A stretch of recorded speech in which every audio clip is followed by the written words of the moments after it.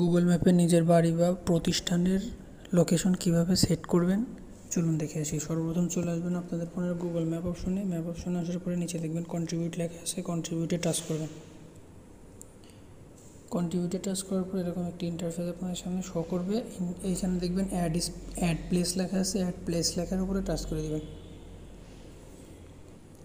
Add place লেখার পরে touch করার পরে এখানে এরকম একটি ইন্টারফেস আপনাদের সামনে শো করবে।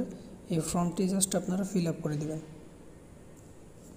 ফর্মটা ফিল আপ করার পরে এখানে দেখবেন এডিট ম্যাপ লোকেশন লেখা আছে, এডিট ম্যাপ লোকেশনের উপরে জাস্ট টাচ করে দেবেন।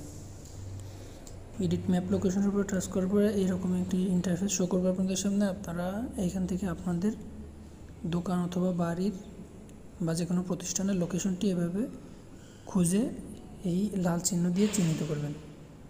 এই যে আমি এইটা দিয়ে চিহ্নিত করে দিলাম। চিহ্নিত করার পরে এইখানে জাস্ট ওকে অপশনে টাচ করে দেবেন। ওকে অপশনে টাচ করার পর নিচে দেখবেন সাবমিট লেখা আছে, সাবমিট অপশনে টাচ করে দিলে আপনার লোকেশনটি গুগল ম্যাপে সেট হয়ে যাবে। ধন্যবাদ।